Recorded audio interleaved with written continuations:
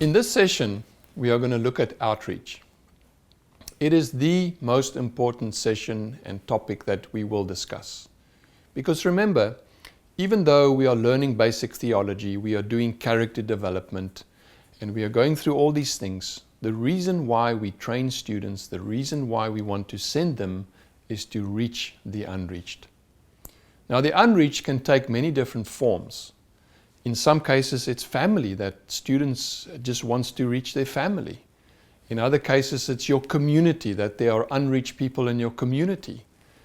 In some cases, it's unreached people groups. You may have unreached people groups right on your doorstep, and you as a church and as a school want to go and plant churches amongst them. So in this session, we will look at the different lengths of outreaches, and we will look at different outreach strategies and methods that you can use while on outreach. And then lastly, we will look at very important tasks in organizing your outreach. Paul is our East Africa Director for Life School, and he will also help us walk through this session. Now let's start with the different lengths of outreaches. There are basically two lengths of outreaches. The first one is the short-term outreach, which is basically 1 day to 1 week long. And the second kind of outreach is the long-term outreach, which is about 17 weeks to 20 weeks long. The length of your outreach will be determined by the type of school you run, whether you are running a part-time school or a full-time school. Now, by now, you should have a rough idea of which length of school you will run. As we discussed schedule and the kinds of schools earlier on, I think you started thinking about it. And even though you still have to go speak to your church leadership to finalize it, you do have a rough idea. Generally, part-time schools do short-term outreaches. They will go for 1 day or they will go for a week because they are just much more limited. But what we find sometimes is that even students that go through a part-time school and do the short-term outreaches, when they're finished with the classroom phase and they've graduated, some of them feel that the Lord has called them to ministry, and they actually will volunteer for full-time ministry, and then the church sends them. Full-time schools also do short-term outreach. So even though their classroom phase is much shorter because they have full-time classes, in that period of the full-time classes, they will still do 1 day outreaches, maybe once a month, maybe 3 days a month, maybe they'll even go for a week at some point. But they do the short-term outreach. They also do the long-term outreach, where they reach out to a specific people group. And this could be for this period of 17 to 20 weeks. Students in a full-time school are already committed. They do not have daytime jobs. They've given those up to be in the school, and it's much easier for them to do this long-term outreach. Now that we understand the different lengths of outreaches, let's look at what students can do. Paul gives us a few great examples of what you can do on a short-term outreach. The different kinds of outreaches are 1 day up to 2 weeks outreach. These outreaches normally are supportive in nature. They are targeting an already existing program. It could be a church or a ministry that is doing something that you feel that your students will add value in that. It is something that could be recurrent in the entire life cycle of the school until they eventually go on a long-term outreach. The other thing is you need to try and incorporate as much. I know we have given you and suggested that you do it between 3 to 6 times in the life cycle of the school. But the more you do it, the better it will be in helping the students develop their ministry skills. And then your focus should be to make your students better ministers. And examples of these ministries would be feeding the poor. Maybe there is a community around you, and maybe there is a ministry working with them. You could use your students to be able to help that ministry in terms of doing the job of feeding the poor. The other thing is reaching out to a community. You could get your group of students together, identify a community around your area that they could go to in a given time within their training period. The other thing that you could also do is consider them for planting a new cell church. If you have identified an area and you intend to plant a church in that area, you could use your students so that they can continuously go in certain times through the training curriculum to break open the ground for church planting. It could also be starting a cell church whereby you motivate and encourage your students that they are expected to open up a cell church in the community around them. And if they do that, they will make sure that by the time they leave the school, there is a leader that is developed for the cell church, and that it will continue after they are gone. The other thing is sports clinics. Maybe you could be able to mobilize the community and then have your group of students reach out in sports. The other is tent or open air evangelism, depending on where you come from and if that is allowed. Encourage your students, if they could put something together like that, that could run through a weekend, well and good. The other thing would be tract and CD evangelism. This is a point whereby there could be a special event with example to South Africa specifically, and what we have done in the past. During the month of April, there is a group of believers that is called ZCC, but it is a sect. Many of them normally drive towards the main meeting point, which is called Moriah Camp. And most of these guys drive from all over the country. Some of them, it takes them 2 days to get there. And we, in the past, with a group of students, we identified a certain stop point whereby we could hand them CDs and we could hand them tapes so that they could be able to listen through the period when they were traveling along the road. The other kind that you'd consider would be to take your group of students and then send them onto a community where they will spend the entire weekend with that community. It is mostly an underprivileged community, but basically you want to take your students out of their comfort zone. And so in that, those are some of the kind of ministries that could be recurrent within the period of the life cycle of your school. And it will help your students get a good exposure to ministry. And always allow them feedback so that you can be able to correct things as they go along the way. These are really great examples that Paul has given us for short-term outreaches. Now, I want to encourage you as the facilitator, as you plan your schedule for your school, look for opportunities of outreach. Things that your students can go and do in the community or even further away. Build that into the schedule of your school.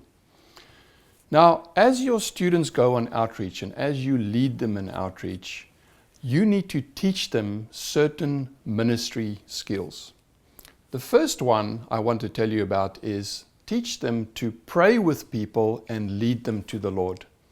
You know, so often your students are just church members that have always watched maybe yourself or watched the pastor lead people to the Lord. They've never done it themselves. And as they go on outreach on these short trips and they get opportunities, show them how to lead somebody to the Lord and how to lead that person in a prayer. The second thing that you need to teach your students on outreach is to preach. Again, most of them would never have had the opportunity to preach. And as they go on these outreaches, there are many opportunities. Teach them how to prepare and then give them those opportunities to preach.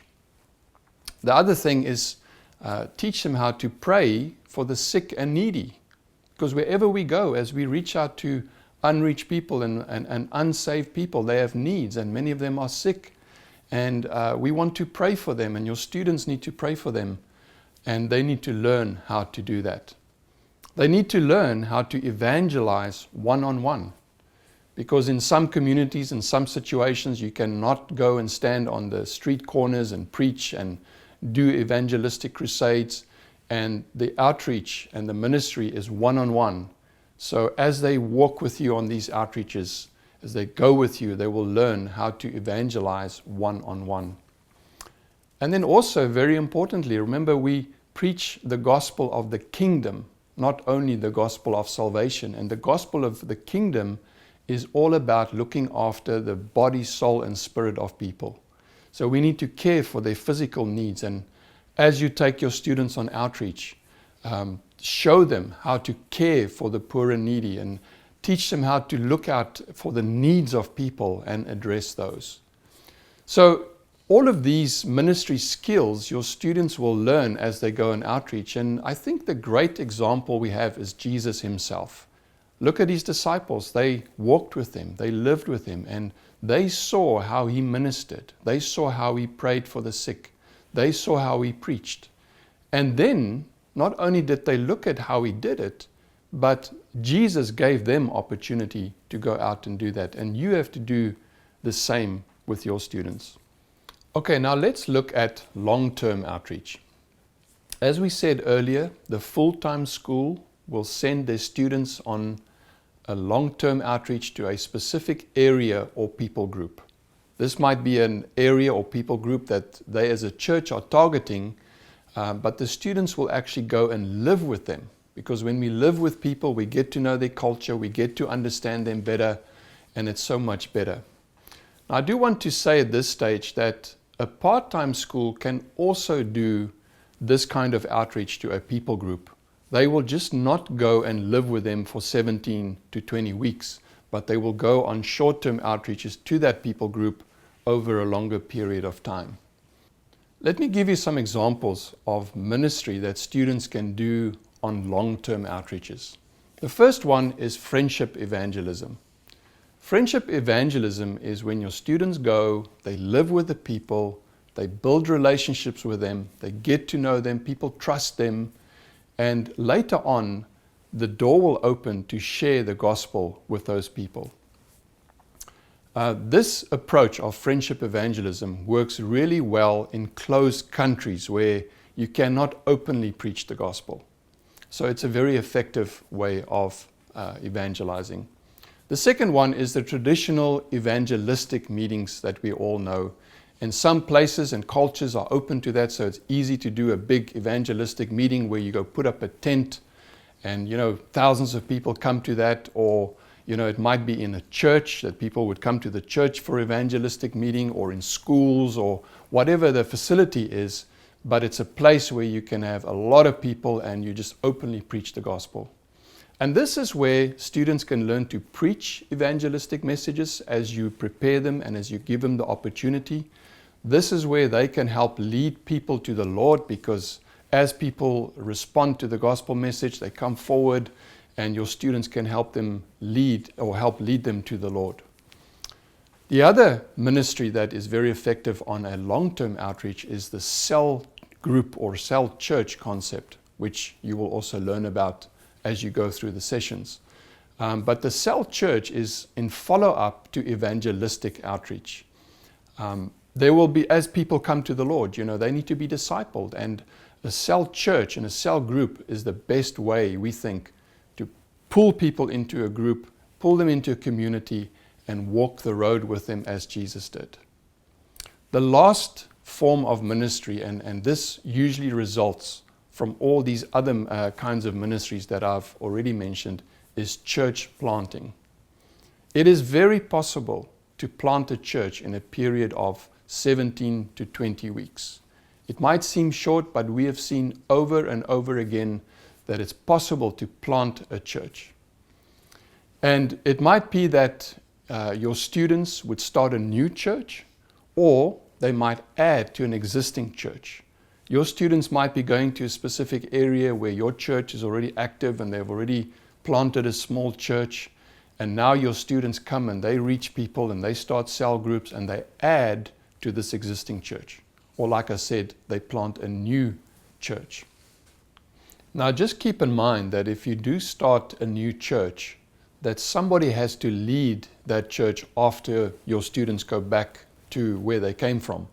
So think about it carefully whether there will be somebody that could actually lead the church afterwards. It could be that some of your graduates would volunteer and feel that they are led to go back there and to run the church. We actually have wonderful examples of that. One school in Malawi, they sent their students to an unreached people group. They went and lived there for 3 or 4 months. They actually started 9 churches.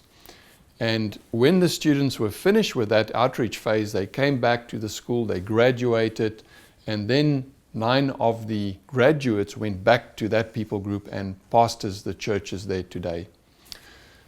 Now, let me say about church planting, it is the ideal model, and we highly encourage it.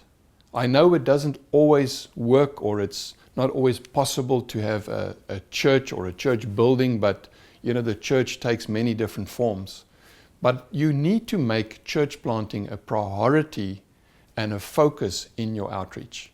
It is the best model. It's the model that we see throughout the New Testament, and we should strive to plant churches amongst those that are unreached and those who do not have access to churches. Let's listen to what Paul has to say about this. We do encourage you that you identify an area where a church needs to be planted. And really, if your students can go out and break ground, initiate a cell church or a church, that would be amazing. Because that is exactly what we are seeing in the world. There's reports of schools that have started, they identified the village. Through the training period, they would engage their students on weekend outreaches. These outreaches would continue, and then by the time they come to the graduation, they already have a running congregation in the area. In West Africa, there's a school that went into a rural village, and they did exactly that. They sent their students into one of the rural villages through the different weeks of their calendar, and by the end, they had already planted a church. When they were graduating, they already even had a building set up. There are others that have identified a place and then prepared the group of students, and the group of students continue to go on to these particular places in certain times of the week. And when they came to the end of the curriculum period, they already had an established church. So these are some examples of the kind of ministry that your students can do on outreach. Now keep in mind that your culture and your situation might look very different, and feel free to adapt to that and do the kind of outreach that will work in that specific area. Now in some countries, we actually find that the best way to evangelize is through the internet. And in those countries and those places, they have actually adapted to their situation, and they use the internet as a way to communicate the gospel. There might be phone numbers or email addresses that people can respond to. And in the same way, you need to adapt to your environment. The bottom line is that your students need to learn to do ministry. Ministry that leads to people being saved, people being discipled, and some form of church planted. That is what you want to achieve through your outreach. Preparation before you go on outreach is extremely important. And the first thing we want to encourage you as a facilitator to do is go to the preparation for outreach course that is in Live School. Take the course, go through it, watch the videos, and see what you need to do to prepare for your outreach. Then plan your outreach together with your students. Now, there are many practical tasks and things that you have to do in preparation. Let's highlight some of them. First, you as a church and as a school need to choose your outreach area or people group. You need to understand where will you go and where is the need. In order to do that, you need to pray. You need to ask the Lord as a church, as a school, where should you go? Where does the Lord want you to focus? Because we don't want to do outreach in our own efforts and our own ideas. We want to do it because the Holy Spirit is leading us to a specific place or people group. So the first thing you do in preparing for outreach is pray. Secondly, it might be that your church is already focused on an area or already focused on a people group, and you as a school will just go and be part of that and build what the church is already doing. In other cases, you might choose a new area or a new people group where you want to reach out to and plant a church. Again, as you pray and as you discuss with your leadership, you will decide which will it be.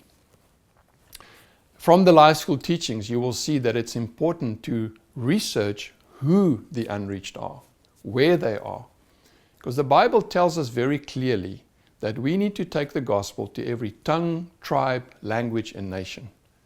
The Lord gave us that specific instruction, and it's clear that we see in the book of Revelation there will be people from every tongue, tribe, language, and nation in heaven someday. And you have to ask yourself the question, do we have unreached people, tongues, tribes, languages, and nations in our area? Are there unreached tribes or people groups that you need to go reach? And you need to ask the Lord if you should focus and go after those specific people group. And if you feel God leading you towards a specific people group, go and do research. Go understand them, identify them, target them before you go. This is very important to do research before you go. Now, team selection and team preparation is very important. If you have more than 3 students in your school, and let's say you've got 9 or 12 students, it's best for those students to operate in groups of 2 to 3 during the outreach. Now, for you to put them in dynamic groups, effective groups, you need to know your students fairly well. You need to know their skills, you need to know their personalities, you need to know their giftings and callings. And as you build those little teams of 2 to 3 people, match them up so that you have different skills and different callings together in that group. Because I think the more you match them up and the stronger you build that team, the more effective they will be in outreach. So instead of having one large group that goes out on outreach, you will break them into little teams of 2 to 3 people and allow them to be part of the outreach planning. Let them understand when you are going and who's going and where they're going and how's it going to work. Because if they do this and they understand this, then they will have a lot more initiative in the outreach. And if anything happens, they'll understand why, did we plan it this way and how did we prepare for the inevitable. So just very important that they are part of the planning process of the outreach. Paul also has some great ideas on this. And I would advise that for a long-term outreach, you need to consolidate your team about 3 to 4 months. You need to have a set team that know where they're going, what they are going to do, how they are going to do it, who is responsible for what, so that you have a team that is set and ready and well prepared for the job. And then you also need to say that you need now to engage them in the planning of the outreach before the time until they get to the outreach. If you just plan the outreach by yourself and you hand it over to them, they would not be able to really bear the responsibility that comes with it. But plan together with them. Paul also covers a few other important logistics that you need to consider in planning your outreach. As I said earlier, as the facilitator, go watch the whole preparation for outreach course, because there's a lot more detail there that you need to consider. Determine the budget and funding needs for it, as well as what you're going to do for fundraising during the outreach. In our scenario, we've always used fundraising as a mobilizing tool, and also we've used it as a team dynamic aspect whereby we challenge our teams to determine what they're going to do to get the money that is needed for the outreach. If they are going to go cross-border, your visa and passport is important. Some countries take up to 3 months for that application process to go through. So you need to make sure that your students have it long before the time. And we don't encourage that you apply for your visa at the border unless it is an open border with that country and nationality that is in question. So then the other thing would be, there would be accompanying documents. If some of you would be driving to their places, you will need to make sure that your vehicle has got a clearance for the different borders and all the relevant paperwork that comes with it. And then the other things that are very important is for your team that would be going, you need to understand what are the implications as far as communication is concerned. How often will they feed back to you? And how will that one happen? You need to take into consideration that the country where they are and where they will be working would actually might have an influence on the security of the communication. So you do not want to put your people in danger. You need to determine whether you'll use a code language, but there has to be communication worked out in terms of how the feedback to you and what is the frequency. And then also there's got to be a plan for you to communicate the information back to their people if they cannot access them. In your preparation, please do consider what your students will do for health. If they were going to travel outside the country and they're going far away, you need to understand what will their health and welfare be like. Over the past, we have had to evacuate teams in the event of accidents. And then it was necessary that we needed to have travel insurance. Please make sure that you address the issues of health and evacuation with your team wherever they may be. It is also important to determine what will happen for oversight. As the facilitator and even as a lead pastor, we encourage you to visit your students on the field if they're going to be gone for long. Remember, you are the only one that they look up to as a mentor. On the front end, they will receive challenges and they want somebody that they can confide in. They will have gone through culture shock. Their team dynamics might be affected by challenges on the field, and they really want someone that they know that they can lay their hearts bare to, and that would be you, definitely. So we encourage you to consider that. It's very important to understand that when we go on outreach, we are a spiritual threat to the enemy. And it is extremely important to be spiritually prepared before we go and while we are there. Prayer cover and backup is essential to the outreach. So you need to encourage them to develop a team that will be praying for them through the entire process. Remember that an outreach is not necessarily just me thinking that it is a good idea. It needs to be born of God. So I need to engage myself and ask God, where are we going to do what? And in that, we could be able to see fruit in the long run. And then the other thing that I want to say is, when you take your students on outreach, you need to have an expectation that God is able to work in their lives and God is able to use them. We have seen that God uses ordinary people to accomplish amazing things. One of such stories is out of the Ukraine, where a group of students went, and 56 ordinary people, some of them seniors, and within 10 days, 100 souls came to the Lord in some of the most ridiculous and difficult circumstances. But God uses ordinary people. So your students will be a group of ordinary, God-loving people. But the difference would be if you have taught them well, and you have listened to God, and you've allowed them to practice, and you have sent them on an outreach, God will use them to do the impossible.